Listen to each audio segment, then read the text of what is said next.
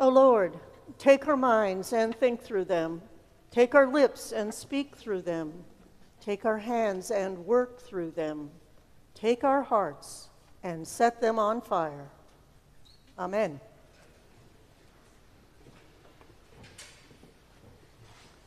A year or so ago, the St. John's Book Club read a novel by Amor Towles entitled A Gentleman in Moscow. Set in the 1920s Bolshevik era in Russia, it's the story of a nobleman, Count Rostov, who is considered an unrepentant aristocrat by a Bolshevik tribunal and is thus sentenced to house arrest for the rest of his life.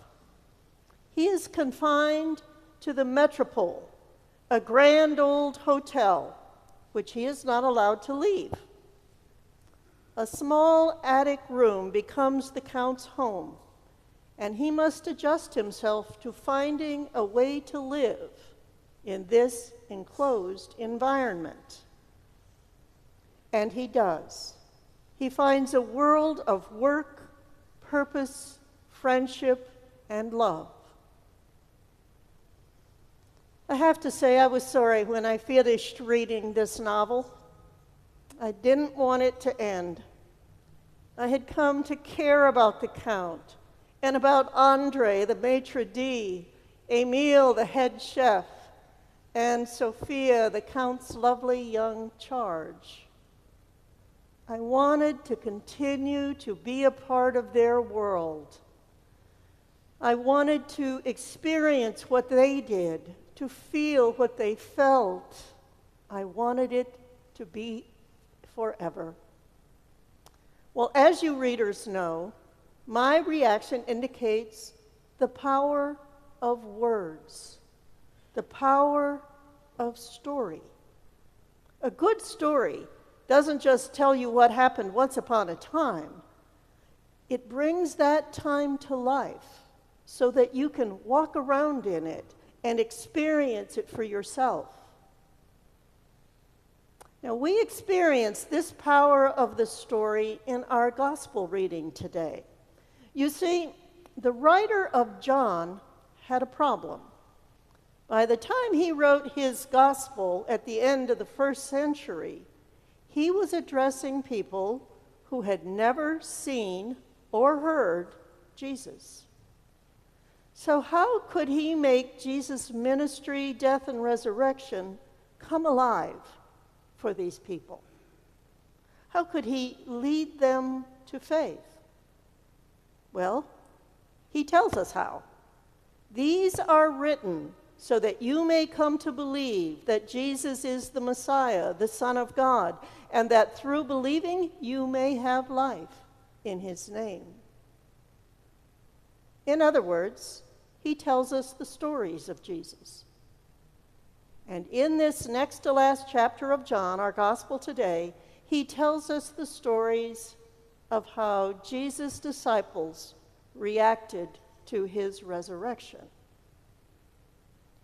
I know we usually focus on Thomas as the doubter, but in fact, except for the disciple known as the beloved disciple who believed when he looked into the empty tomb and saw the linen wrappings, all the other disciples were doubters too.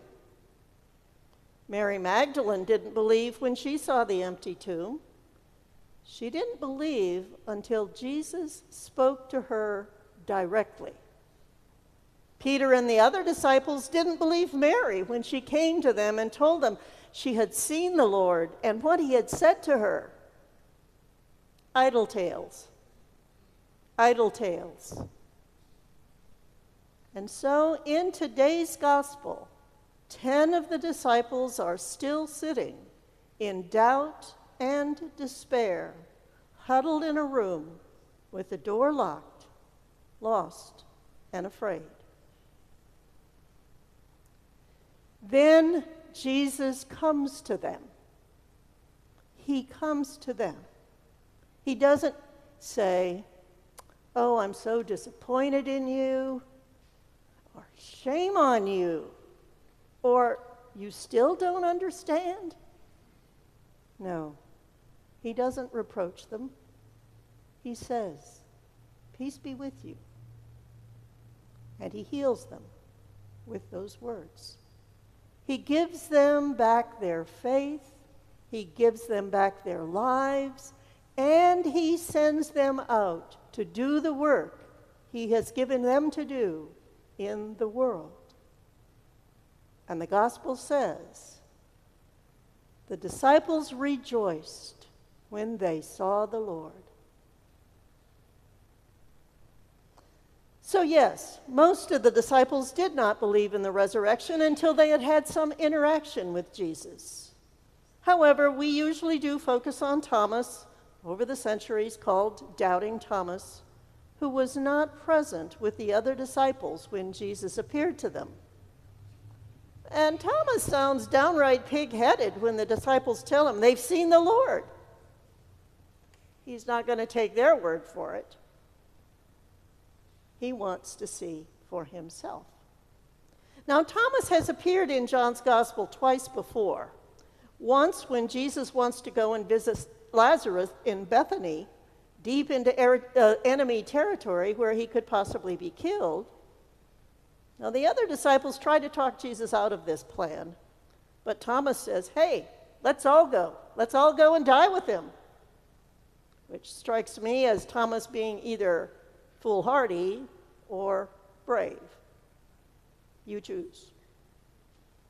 Thomas's second appearance in John's Gospel is at the Last Supper when Jesus says, "Don't be afraid. You know the way to the place where I am going." And Thomas thinks, we don't even know where you're going. How could we know the way? Thomas, much like Peter, says what the things that others will not say. He is literal-minded, straightforward, wants proof. Thomas is, in fact, a lot like us. He is the character in the story we can identify with. Whether we say it out loud or not, we are Thomas.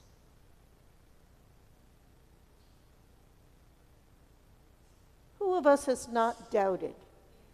Did Jesus really rise from the dead? How exactly did that happen? How could that be? Like Thomas, we want to see for ourselves before we believe. Barbara Brown Taylor says this: "I have heard some pretty convincing stories about UFOs in my life, but until I see one for myself, I will remain a skeptic. I've also heard of stigmata, out-of-body travel, and weeping statues of the Virgin Mary. But so far, I've not experienced any of those for myself. And until I do, they remain hearsay for me. Unless I see, I will not believe." Just like Thomas. Just like us.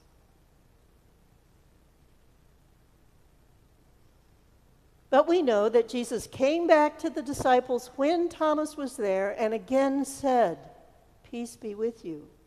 He came back especially for Thomas, so that Thomas could see and believe. And Thomas does.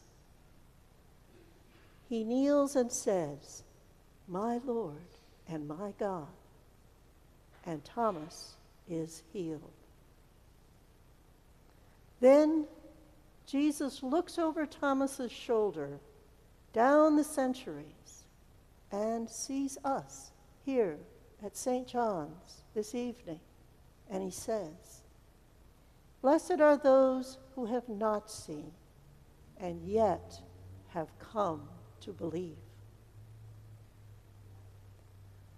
Thomas had to see in order to believe, but we don't have that option. What we have is the testimony of others, those disciples who saw Jesus on our behalf, who saw and believed. Those disciples who realized they had been privileged and who took their commission seriously to spread the word, to tell others, we have seen the Lord. Some traveled to distant places to preach the gospel, but some, like the writer of John's gospel, wrote the stories down. Thank God the writers of the Gospels didn't try to make the stories pretty or easy. They wrote down all the stories they remembered, the miracles, the healing stories, the preaching stories, all the stories in which Jesus was being who he was. They wrote them down with the power of the Spirit. They didn't take out the parts they didn't understand or the parts that perplexed them or the parts that were difficult.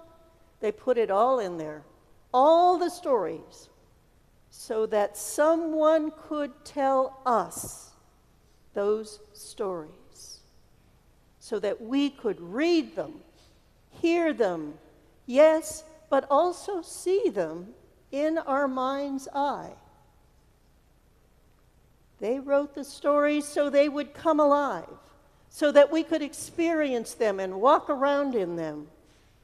They wrote them with all the power that words have, and with all the power of the Word made flesh, God's power, so that every time we read a story, the story of a disciple who wanted proof, say, we again experience Jesus' words to him, peace be with you. And we know, deep in our bones, that Jesus comes to us in the same way he came to Thomas, saying, peace be with you. He looks at us, loves us, and he heals us with his peace and with his presence. Jesus is the living Word of God. He is alive in these stories.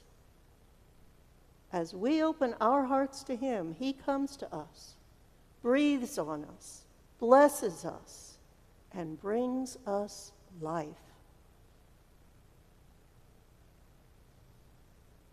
And our response with Thomas is to kneel and say, my Lord and my God.